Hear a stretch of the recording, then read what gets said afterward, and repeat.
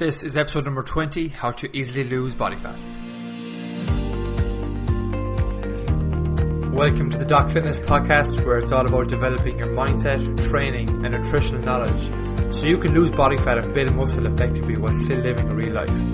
I am your host, David O'Connor. Now let's get into the show.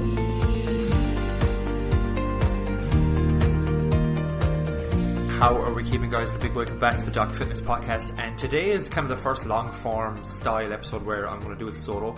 And because, like I was saying in the last podcast episodes, I've been having a bit of trouble staying consistent with this and getting guests on just with different clashing schedules and all that kind of stuff. It's a lot harder than I thought. So until I get the consistency up, I'm going to be introducing a lot more solo style episodes where they also allow me as well to get across my true thought process behind things and hopefully break down complex things into easy to understand things for you as well, and specific questions that I mainly get through Instagram. And with that as well, I wanted to kick off today with kind of like a foundational episode that I probably should have done a long time ago. And we've touched this in past episodes in the past. Like the very first kind of nutritional episode we ever had was at number 3, I think it was, with Danny Lennon, where we talked about kind of setting up a fat loss diet. So this episode is kind of going to be like diving a bit more detail into that kind of stuff and just where to start with it all, like, and whatnot. Because if you follow me on Instagram over the last weekend, I was telling people how I'm going to be running a podcast called How to Easily Lose Body Fat. It's going to be kind of based on the fundamentals of like, here, this is what you need to do, this is how we do it, and we go away and we do it then. And then I got some questions around that. So this episode is basically going to go through the fundamental principles about how we lose body fat and some simple strategies then you can go and do to put in place in there to actually go do it. So like, as well as giving you the education behind it all, I want you to leave with some simple stuff you can start implementing, or at least know what is the right kind of path to take with this stuff as well. And then I get to some listener questions at the end as well. I've picked the top 3 questions from Instagram I asked last week for the questions. I'm going to dive into those near the end. So with this one, we're going to go through kind of like the mistakes people usually where they mess up, and I'm going to give you some analogies around that.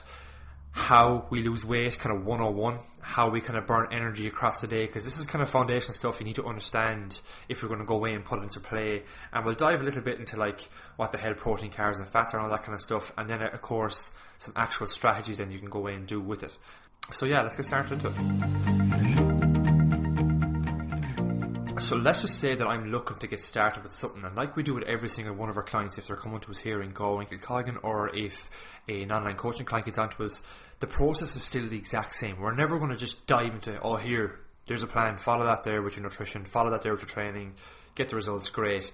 We're a lot deeper than that. We go big into kind of setting up the reasons why behind things first for you. So like, simple goal setting is just an easy way to understand that, but again, it's so much deeper than goal setting, and we're even getting away from using the fucking word goals these days because they're so, it's such a cringy kind of word that's kind of put out there. So like, what we tell people with that is, it's more so looking at just getting a focus for yourself, because if you don't have a strong reason why behind doing what you're doing, it's only going to last a short little while. Because a lot of people might get goals for an upcoming wedding, for a holiday, and that kind of stuff. And while all those kind of goals are fine, we look at those more as kind of short-term kind of milestones along the way to like the bigger picture type stuff.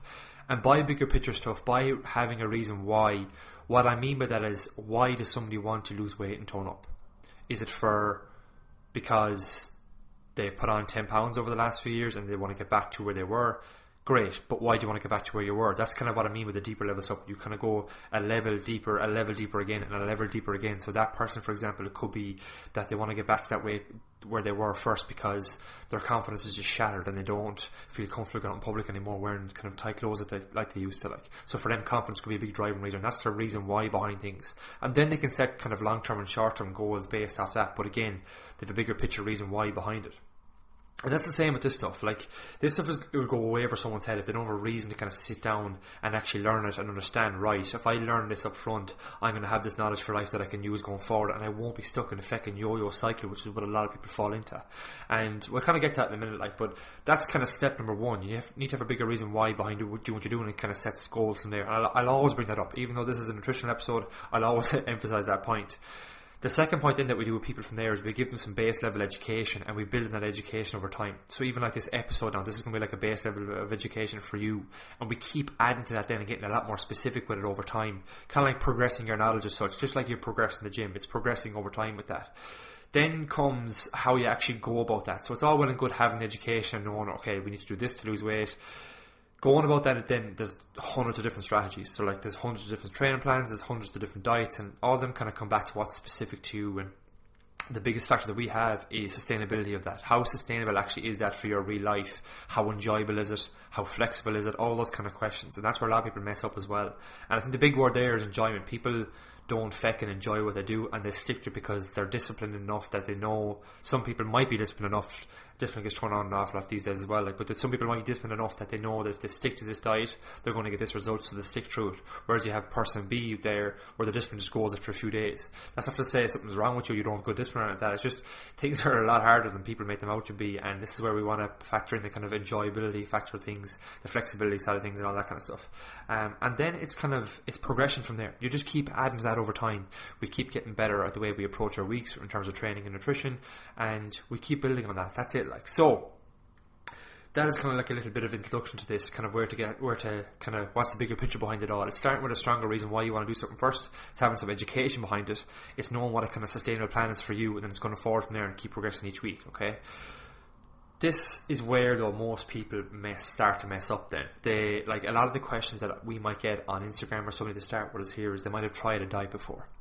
And even though they might have stuck to that for 6 to 12 weeks, or whether even shorter, they might have done it, they might have got great results.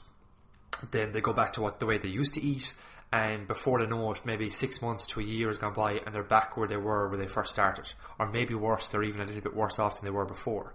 And that's it's a classic scenario of kind of going through that cycle of doing something, fall off the wagon with it, and then going back to square one again. And it's the same no matter how kind of, we'll say, fit someone is as well. I see this with people that are really, really lean doing it as well. They might jump on this training plan, that training plan, and it's the same with the nutrition. It's not just nutrition. Like, people kind of go through these cycles, they don't actually get something that's progressive and flexible and sustainable over time.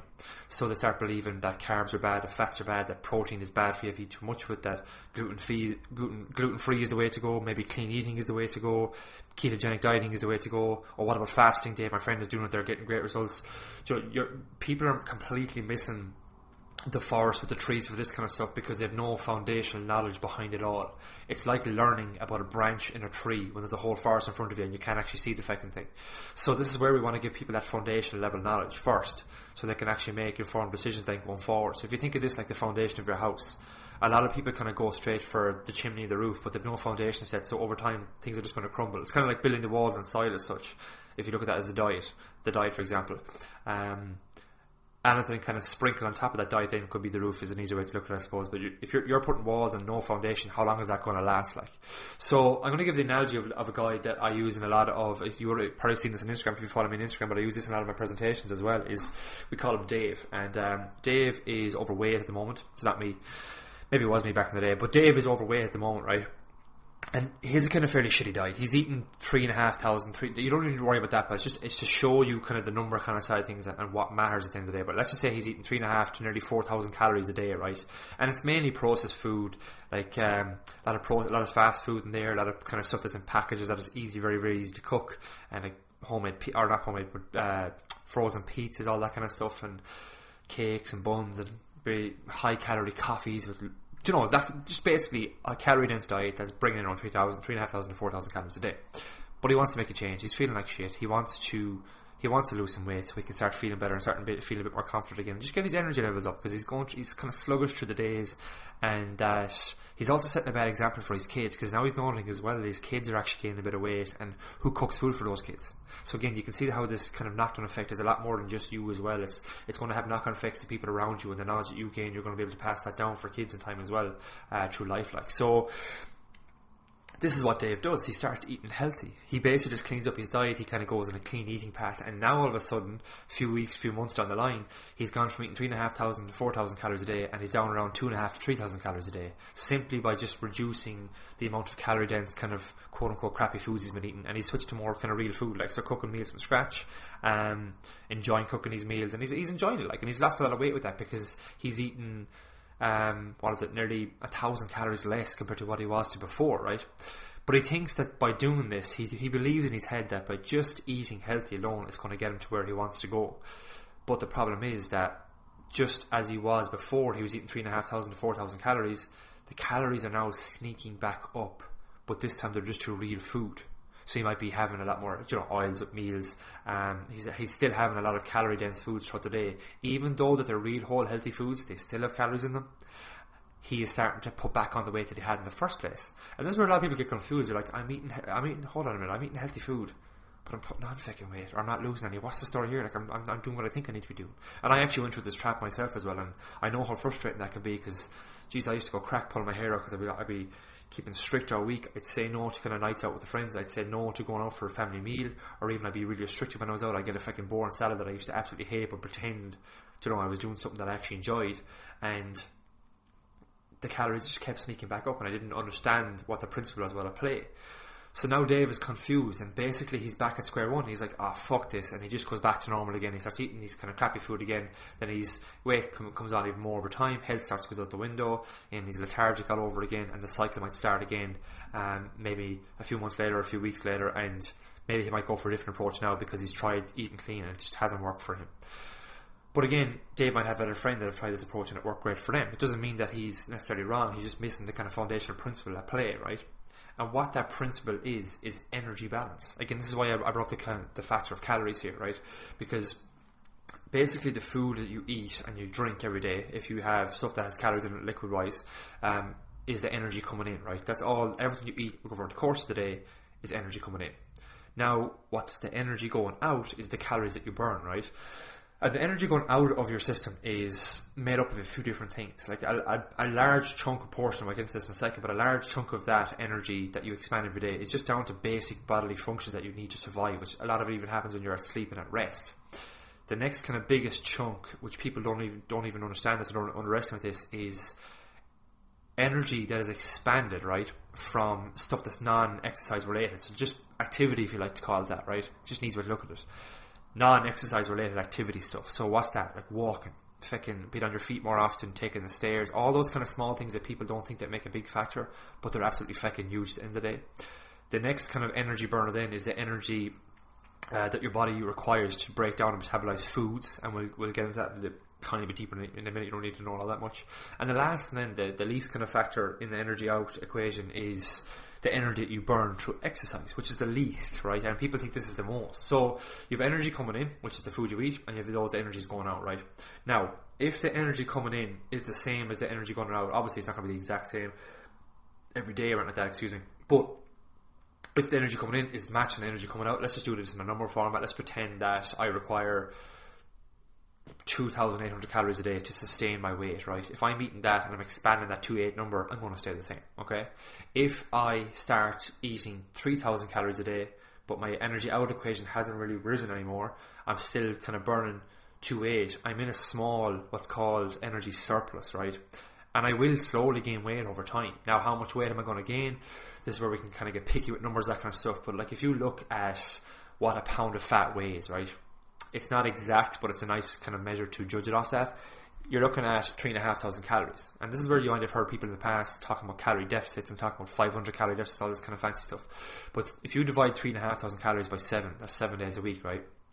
It means that you need to be in a calorie deficit of 500 calories a day if you want to lose a pound of fat a week. That's where that kind of figure comes from. So let's just pretend that I do start eating less. I start eating 2,300 calories a day. It's a 500 calorie deficit. And I keep my energy out the same. It's 2,800. I am going to start burning roughly a pound of fat a week, body fat a week, right? And our goal with that is that we're at a sustainable rate of being in the calorie deficit, that we don't lose too much weight, that we lose muscle along with that, and I'll distinguish that in a second. But basically, that is the fundamental principle 101. Even if you stop this episode right now, you're going to grasp the principle of energy balance.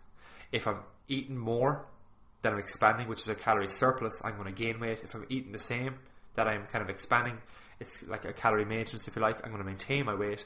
And if I'm in a calorie deficit, which is I'm eating less and I'm expanding either a bit more or the same, I'm going to lose weight. That is the fundamental principles behind things. That is what every single diet under the sun manipulates. And I have videos on this on Instagram as well that I can link in the show notes page for this episode as well. But like, that is it. There's no more magic or kind of pseudoscience around that, okay?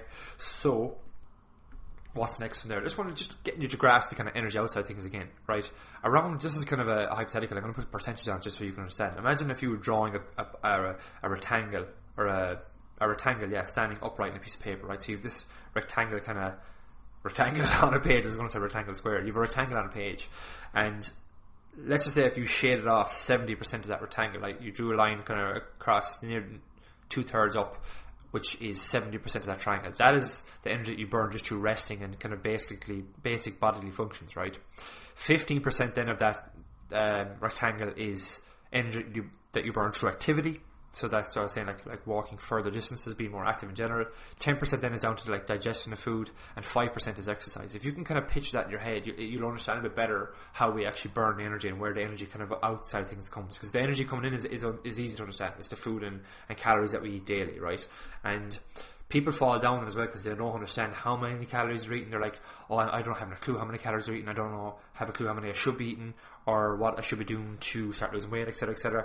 And that's fine. We can get to that again, but we teach people by doing that in a very, very easy to start way without counting calories in the word go. Because you hear a lot of people these days like, oh, just count your calories, count your macronutrients, and you're laughing. That's how you do it. But people are just freaking oblivious to the fact that real life that people don't like doing that stuff, and people want to start very, very simply and focus on building habits over time. That's what we're after here. We're focusing on building habits and routines rather than just saying, here, do this, follow this. Like, that's just basically saying, follow this meal plan, count that amount of calories, and if you get that amount of calories a day, you're going to lose weight. You will lose weight, like, and you will make progress, but again, are you actually learning real habits and routines with that over time? Like, so hopefully that makes sense so far. Energy balance is the fundamental principle behind how we lose, maintain, or gain our weight. And let's just give you an example of maybe, let's just pretend that if I was going to work every day, right, and I had an office job and I kind of sat down throughout most of the day. I went home, I didn't really do that much walking or that kind of crack. I got into my car, drove home, did feck all stuff at home, but I train 3 times a week. I lift weights 3 times a week. And based on all of that, right, I burn, we'll say, 2,500 calories a day, okay? Now let's pretend that I had the same job, I train maybe an extra day a week, right, but I also cycle to work. Now I'm burning a lot more energy through a little bit more through exercise because I train 4 days a week, and I'm also burning more through activities like some cycling to work rather than parking and walking very, very little, we'll say, alright? Now I'm burning 2,800 calories. I'm burning 300 calories more. So this person who's doing that, like, it's going to make life easier for them to lose weight because they're burning more calories. Versus then, let's just pretend that if I didn't have an office job, let's pretend if I was a tree surgeon and I trained 4 days a week, because I'm super fucking active in my job, my activity bracket of the energy that I burn every day is going to be fucking huge, like, and that could be anywhere from 3,500 calories. So I'm nearly burning 1,000 calories more than if I was only having an office job and not kind of getting up my arse all day long, if that makes sense. So that'll give you a kind of picture of how people differ. It's not the fact that, oh, she has a fast metabolism, she's gifted, it's all about her genetics. While there could be tiny factors related to that, there's also the fact as well of how you're leading your lifestyle. Like, and I gave an example of this on, I sent out a weekly email today on this as well. Like, if you know a friend that hasn't a pick a weight number, they never had trouble kind of losing weight or that kind of crack, but when you look into it, you actually realise that, yeah, they might have the best diet in the world, but when you look at it, they're super active. Yes, they might have Supermax and McDonald's that comes out their ears, but when you look at their actual daily food, they might have one kind of big, high-calorie dense meal a day, but they eat feck all throughout the rest of the day. And that's where people are missing. It's, if they were overeating for what their calorie requirements were, they'd gain weight. They're not special, they're not magic. But because they're burning so much energy by probably being so active and fidgety, even just the way the kind of people they are, and the fact that, yes, they might eat shit food if you like, they might be the healthiest people in the world, but they're still not going to gain weight because they're not in a calorie surplus. So hopefully kind of that gives you a kind of snapshot with that. So that's basically different scenarios or different examples of how one person might differ, and then kind of the importance then from here. So like the number one factor which is going to determine whether you lose weight or not is calories. Okay, that's energy balance, like I just talked about. What's the second most important factor to that? That is what those calories are made up of. So that's where protein, carbs and fats, and alcohol is also one that kind of comes into play here as well, because that is what calories are.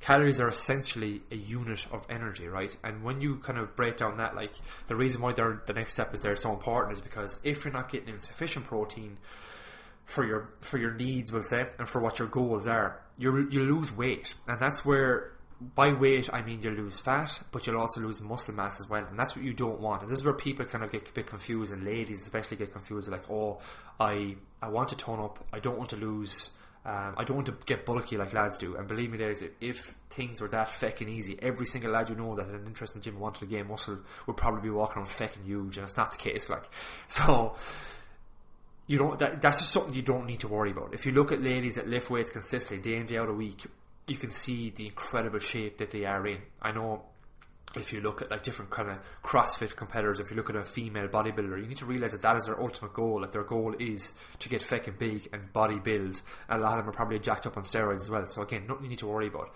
Lifting weights is going to get you to the desired goal that you want of building muscle tissue, and that's what ladies need to do no more so than men need to do. Your main focus should be to build muscle tissue. That's what muscle tone is. It's quote unquote building muscle whilst dropping body fat, and that's what gives you the shape. You don't just drop weight and have this magic shape out of nowhere. You have to actually work to build that in the first place. And this is where you might know friends that have lost a shitload of weight in the past, but now they're not really looking in the best kind of bodily shape because they've just lost a load of weight and lost a lot of muscle mass along with that. So with that then you can kind of distinguish, right, if I know calories is the most important thing, I know I need to be in a calorie deficit to lose weight, right? Step one. Step two, I know that macronutrients are important, especially protein intake. I know protein intake is important. What are kind of sustainable targets then from there that we can actually learn from, or that are sustainable to do over the long haul, right?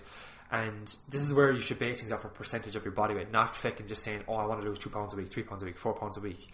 Obviously, if somebody was 3 or 4 stone to lose, they could maybe afford to lose 3 or 4 pounds a week, but over time, that's going to come way down because their percentage of body fat is coming way down with that, and their weight is down overall. So if you base things off, like this for a sustainable rate for like 12 to 16 weeks on end, consistently, before you take a break, 0.5 to 1% of body fat a week is a very, very nice target to go for. If somebody wanted to go a bit faster than things, we might push up to 1.5 to 2% a week, but again, that would only be a short-term option for something like a wedding or that kind of crack, and that's something that we work individually with clients. But if you want to kind of geek out on what's sustainable, 0.5% to 1% a week. And for somebody that's 200 pounds, that's 2 pounds a week. Because people underestimate, people think of these massive big figures, and even though you might see massive transformations here in Doc Fitness, like one of our ladies, for example, over the last year, she's lost 70 pounds. Like that's an average, I think, whatever it breaks down to, like nearly 1.5 pounds a week, I think. Hopefully I'm right in saying that. But that's absolutely fucking huge. And all she's been is some of the members were asking her in the Facebook group last, like, what are your secrets, messing like with them, and she was saying back that she's plagiarizing some of my words. It's consistency, balance, and what's the last one she said? I think it was, she said top class coaching with our coach Oisin here in the gym, because Oisin has been our main coach over the last year, and like just to hear that alone, like it's refreshing, like, because she knows exactly.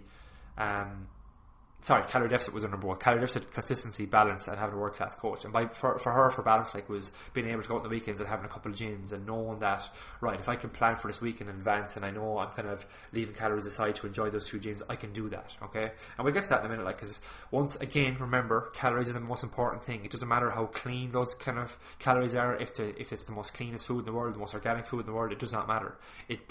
If you're manipulating that calories, if you're in a calorie deficit and you're eating Supermax all along, you'll still lose weight. And there's actually been like mini experiments done with this. There was a guy over in America that went on Twinkies. I think he only ate Twinkies for something like 30 days and was in a calorie deficit. It's called the Twinkie diet. You can Google it if you want. And he lost weight. There's another one where people have done it with McDonald's, people have done it with Subway, and you'll see these Netflix documentaries about sugar and all this kind of stuff. And they're completely trying to brainwash people and miss the massive bigger picture of play, which is calorie balance at the end of the day. So the question of, is sugar bad? It depends. It'd be different if somebody was eating sweets all along. Is it healthy? No, of course not fucking healthy, but as long as you're in an energy deficit, sugar is not really something that you have to overly worry about. If you're not diabetic, again, something that you don't have to overly worry about. If most of your diet is kind of, if like 70-80% of your diet is good, real, whole, quality, healthy foods, you're grand, like. So, we can talk about that flexibility side of things in a minute. So hopefully you're with me so far. Calorie deficit 101. Being in a calorie deficit to lose body fat, protein and macronutrients are most important. So with it then, I just want to dive super fast into like the protein side of things, right? So protein, as I said, you need it for recovery from the workouts in the gym. And again, this is assuming now that all this kind of knowledge I'm giving you here is coupled with resistance training, okay? I'm not going to get deep into that, but let's just pretend that this has happened for somebody who wants to lose weight, that there will be resistance training 3 to 4 times a week or 2 to 3 times a week to get started, whatever it might be for that person. So protein, carbs and fats is what make up the calories, right? Protein is at 4 calories per gram. Again, something you don't really need to know right now, but it's vital for recovery, growth and repair. And if you look at that like muscle tone, okay, it's aka building muscle or even just holding on to it while you're losing body fat is kind of what the main goal is. If you want to get picky with somewhere to start, you can start with 1.5 grams per kilo of body weight. It's just a nice handy place to start, and it gives you numbers, and if somebody wanted to track it down the line, they'll understand that, right? Now, this is where it comes into the tracking side of things. We don't just say, oh, you have to do 1.5 kilos or grams per kilo body weight, that's X amount, you have to go away and do that. It all depends on the person as well. If somebody is carrying a lot more body mass, that target will be moved down. If somebody was an athlete compared to somebody who wasn't an athlete, somebody had different goals, that number is going to change slightly, okay? But like, how do we know how to get in? Like, let's just say if somebody was 80 kilos, right? 1.5 by 80 kilos is 120 grams of protein a day. How do they know how to get in 120 grams of protein? Well, if you know that like a regular chicken breast is around 100 grams, right? If you know that regular chicken breast is around a palm size for you, that's 20 grams of protein. And if you have 120 grams chicken a day, you know that, like, technically, what's that? If you ate 6 chicken breast fillets that day, you'll have hit it. Now, not to say people, when they hear that first, like, oh, Jesus Christ, that's an awful lot of protein. The main thing is that you need to understand where you're starting and where you're going. For people, that's a massive shift in their diet, and it's something that they're not ready for, and something that's alien to them. So even for you just to focus on getting a protein source within each meal, that is a massive step in the right direction. And we'll get to that kind of side of things in a minute, but first, let's just dive into the carbohydrate side of things, right? Carbs are not the enemy, they're not fucking bad for you. They're the body's main source of fuel to give you energy, alright? And again, they're 4 calories per gram. And then fats. Fats are needed for like things like cell function and hormonal function, that kind of crack, like your joint health. Even your sex hormones can't work properly without having a nice kind of mix of healthy fats in the diet. And I'm not going to get into saturated, monounsaturated and all that kind of stuff. Like, that's a simple and easy Google search if you want anyway. But fats are 9 calories per gram, and this is one of the reasons why they were demonized as bad in the past and an easy way to lose weight, because if you remove fat from your diet, you're essentially just taking a big chunk of calories, and more so if you remove carbs from your diet, you're taking out a big chunk of calories. And if you don't replace them with that much food, you're taking out thousands of calories, you're not putting it back in. You're going to lose weight because you're in a massive deficit, not the fact that you've taken out fats or taken out carbs, okay? So that's kind of just a quick brief introduction of protein, carbs and fats, right? And but now let's just kind of transition to the real world. There's a lot of information being thrown at you there very quick, and I'll just sum it up before we get into this stuff, okay? So energy balance 101, like being in a calorie deficit is what's going to help you lose weight. What's the second most important factor to that? Your protein intake. Everything else then kind of come with like how much carbs you get in versus how much fats. It's a preference thing. If somebody who plays sport would be talking the kind of the importance of carbohydrates and fuel and those around your workers, that kind of stuff. But it's stuff that most people don't need not to bother worrying about. And where do people need to get started with how much calories to eat and how much of a deficit to be in? This is where kind of like the next real world stuff comes into play, right? Like, one of the first steps we might get people to do is we might just kind of take an overview of their current diet and see what they're doing.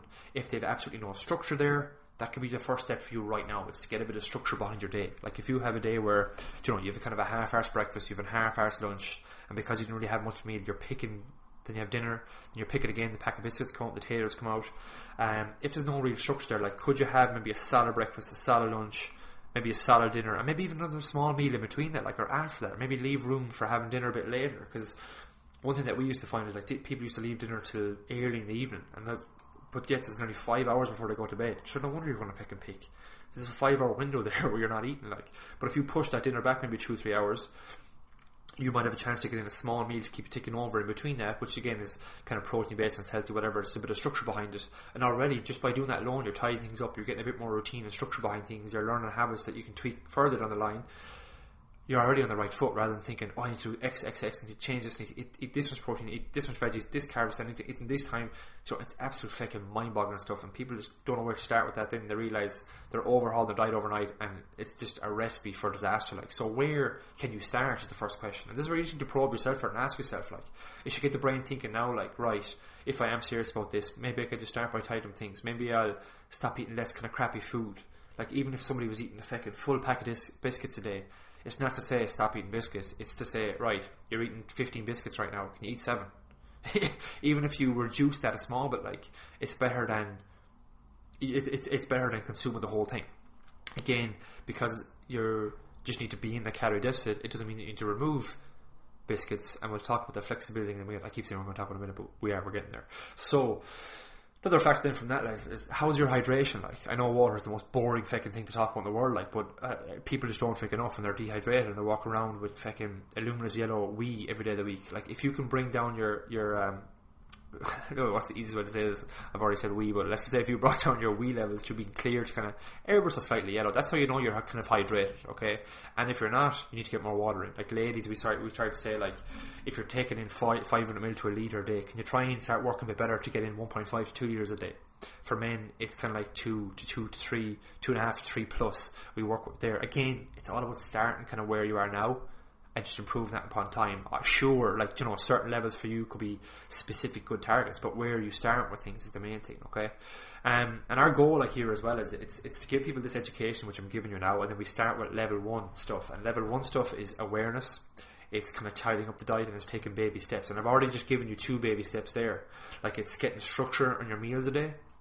Everyone thinks that you need to have a breakfast, lunch and dinner, but for a lot of people that are active and that are like, even a male, for example, compared to a female, a male might work a lot better having 4 main meals a day, or maybe, you know, breakfast, lunch, dinner and like a meal in between, rather than just having breakfast, lunch, dinner and they're wondering why they're picking so long. There's no set rules. There's no rule book to say that you have to have food that way. Like, you know, it's just the way that we're brought up and we're taught as kids or whatever. Then when we kind of have that like basic structure, maybe we might tidy up things a little. We stop kind of, even if you stop drinking liquid calories, you know, you remove fucking the Cokes and the Lucozades, and you even if you change a can of Coke to a kind of Diet Coke, it's better because again you're reducing the calories. We're not going to get into aspartame and that kind of stuff because it's just not grounded in science and it's not true. And we actually recommend it for clients. Even making those changes alone, that's like level 1 stuff, right? Level 2 stuff then is where we talk about hand size guidelines, and we only do this with people when they're ready for it. Like, and we find if people even dive into it, they can take their time and kind of tweak it over time, and they don't need to kind of go at it hell for leather as such. And what I mean by hand size guidelines is this is basically controlling calories without having to count calories, and you base it off what your hand sizes are. So if I take my palm size, right, that could be a palm size of protein. That's a serving of protein. If I close my fist, and if you take your whole fist, that's a serving of veggies. If I cup my hand and kind of like half close it, that's kind of like a cupped handful size of carbohydrates, or like a scoop of rice, for example. And if you take your thumb, then that's like a thumb size of healthy fats. And that's basically what makes up a meal. So if you put that into a meal, then like men, you shoot for double those portions each. So you go 2 palm size of protein, 2 fistful of veggies, 2 cupped handful size of carbohydrates, 2 thumb sizes of fats, right? And at least it's something to kind of give you an idea, right? I'm not eating near enough protein, I'm not eating near enough veggies. It doesn't mean that you have to dive straight into that straight away and get that perfect for every meal. That does not exist. That does not happen.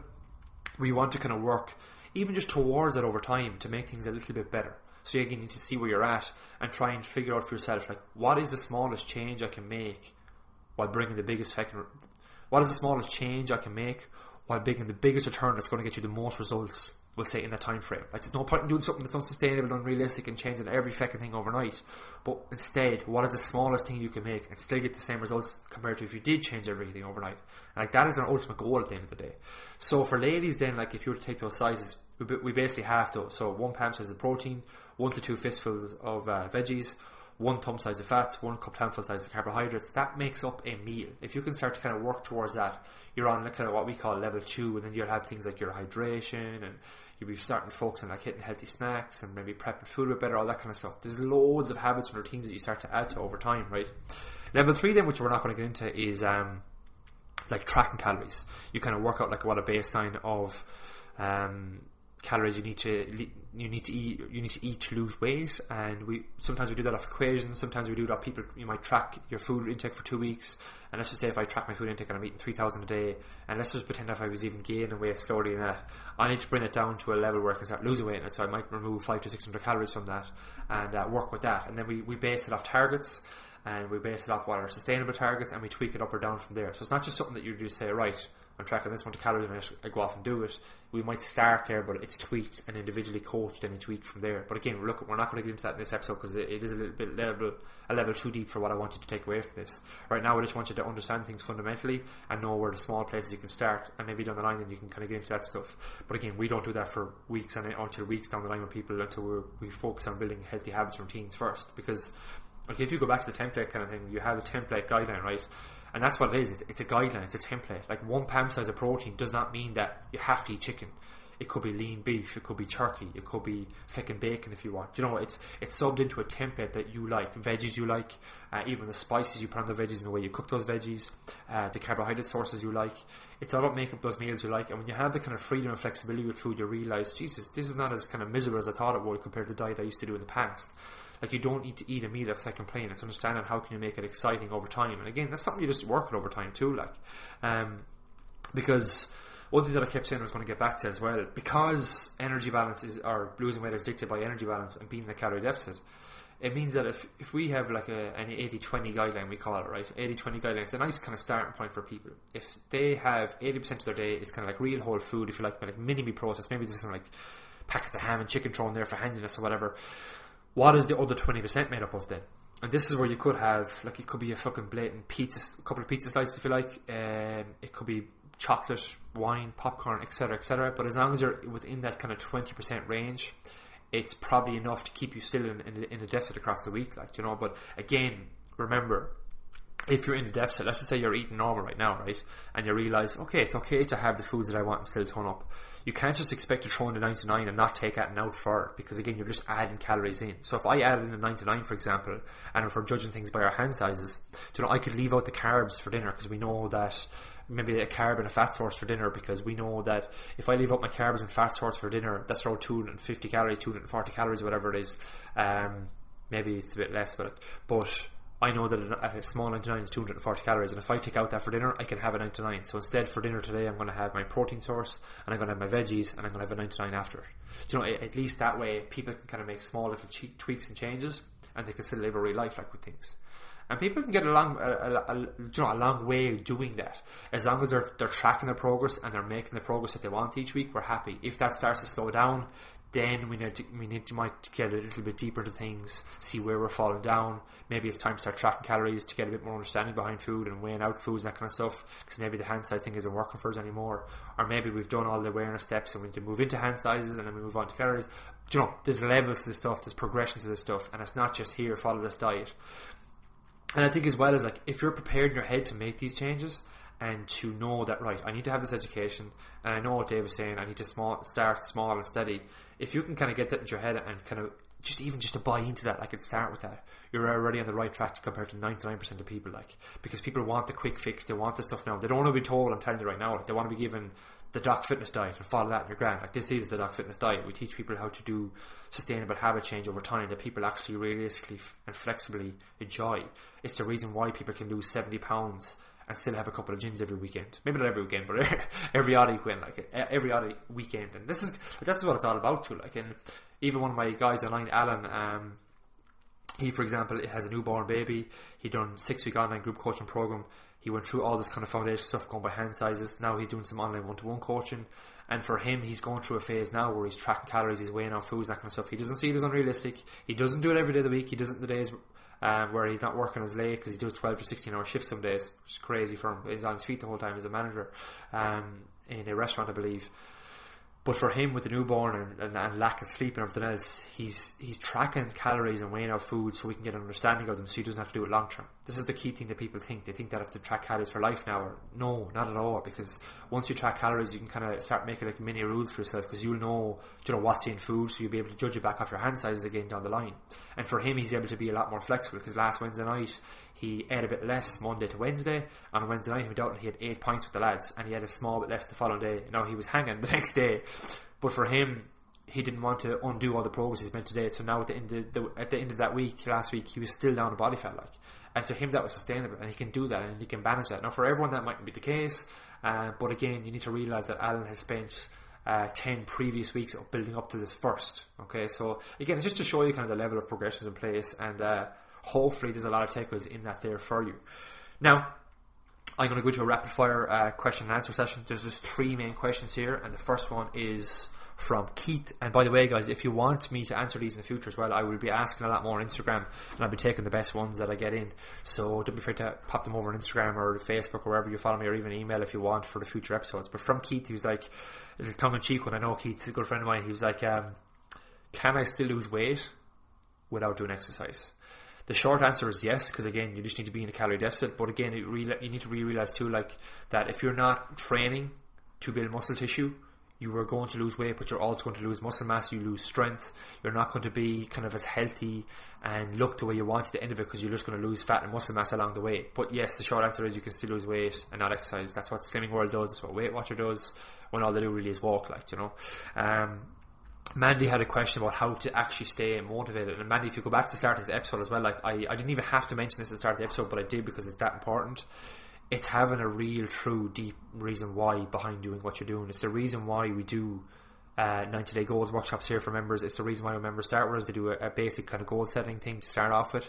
It's to set the foundation in place first, because when the shitty days kind of hit and the days you don't come your arse doing anything, that's what kind of keeps you motivated for the long term. That's where real motivation comes from. Motivation is not about watching a YouTube video and getting inspired by that, or seeing someone you like on Instagram and be like, oh, I'm going to go to the gym tomorrow.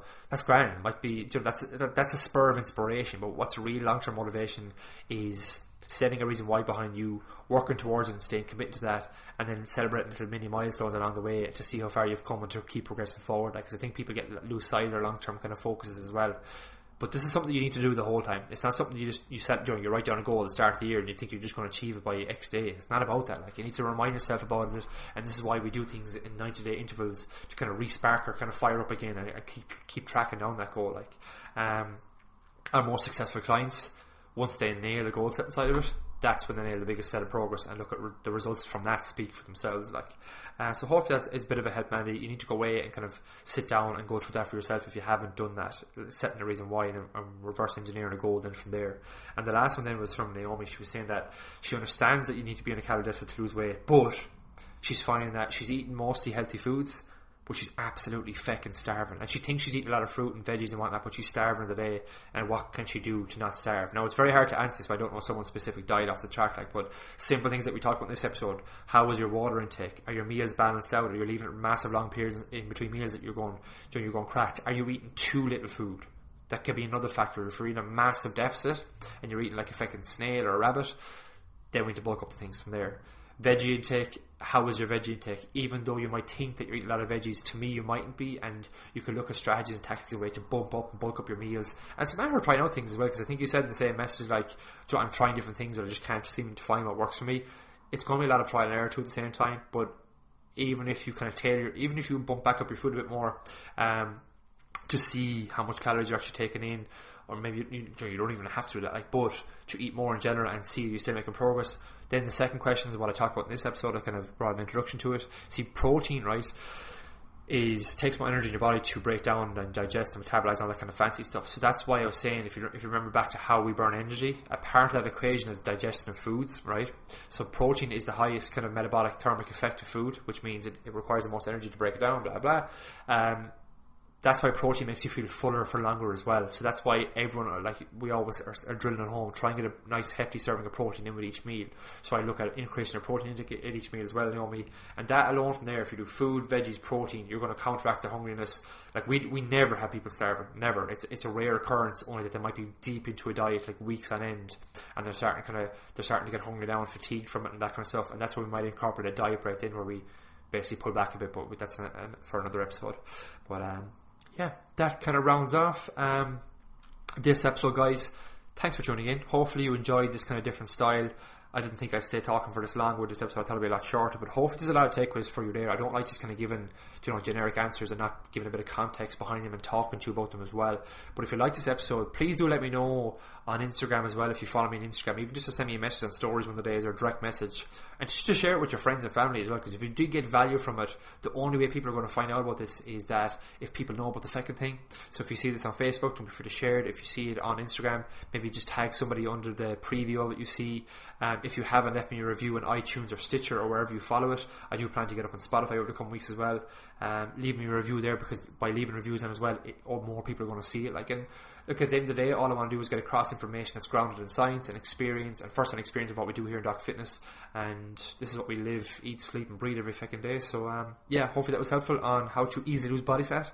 Anything I mentioned, like I think I mentioned just the stuff I had on Instagram, or any articles that kind of go hand in hand with this, I'll put that over on the show notes page. And that'll be Doc Fitness Online / episode 20. And yeah, we'll chat to you soon. Bye bye.